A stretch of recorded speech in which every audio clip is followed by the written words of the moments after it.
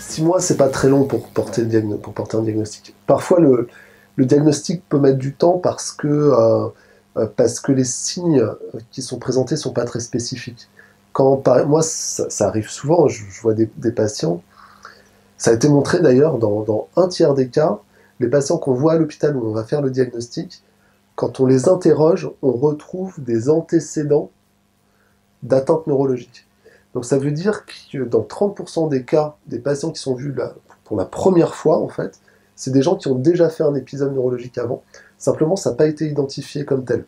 Pourquoi ? Parce que le plus souvent, ce sont des choses qui sont assez peu spécifiques. Quelqu'un qui va se présenter avec, par exemple, des fourmillements dans une jambe ou dans un bras, une sensation de voile sur l'œil, mais finalement, ça va rentrer dans l'ordre quelques jours après, ou éventuellement des vertiges, mais c'est pareil, il va rester couché, puis il va attendre que ça passe, et puis finalement, ça passe quelques jours après.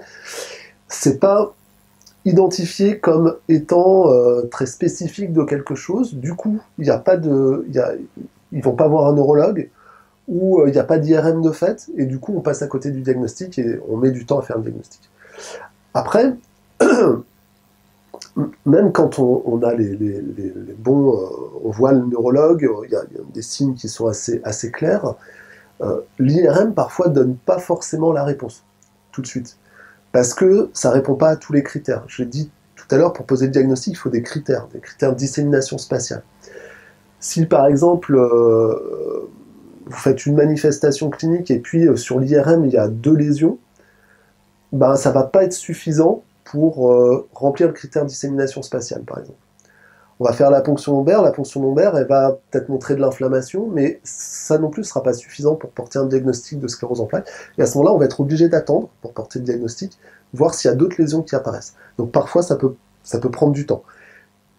Le cas le plus fréquent, et ça a été clairement montré avec les différents critères qu'on utilise, notamment avec la mise à jour des critères au cours du temps, maintenant, dans la moitié des cas, on fait le diagnostic de sclérose en plaques sur la première poussée, sur la première manifestation. Il y a 10 ans, on faisait en moyenne, il fallait 2 ans pour faire le diagnostic.